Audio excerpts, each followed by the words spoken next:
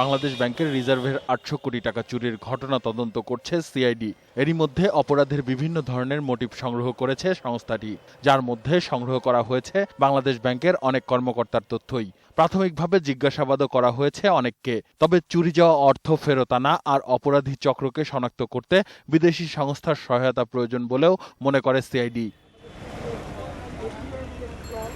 এমন প্রেক্ষাপটে তদন্ত সহায়তার আগ্রহ দেখিয়েছে মার্কিন সংস্থা federal bureau of investigation FBI। সংস্থাটির একজন প্রতিনিধি রোববার দুপুরে রাজধানীর মালিবাগে সিআইডি কার্যালয়ে সংশ্লিষ্ট কর্মকর্তাদের সাথে বৈঠক করেন। পরে সিআইডির কর্মকর্তা জানান, তদন্তের প্রয়োজনে FBI-র সহায়তা নেবেন তারা। দেশীয় ব্যক্তিদের বিষয়ে আমরা এখন তথ্য সংগ্রহ করছি, আর আমরা যেটা আসলে খুঁজতে চাচ্ছি যে মানিটা যেখানে পৌঁছে গেছে সে ফাইনাল মানির আলটিমেট বেনিফিশিয়ারি ফাইনাল বেনিফিশিয়ারি যারা, তাদেরকে ব্যাক ট্র্যাক করে আমরা কোন বাংলাদেশি বা অন্য কোনো দেশের কোনো লিঙ্ক আছে কিনা সেটা আমরা বের করার চেষ্টা করি। আমরা আগে বিভিন্ন সময় আমরা FBI-কে সহায়তা দিয়েছি, আর এখন আমরা আবার FBI সহায়তা চাচ্ছি।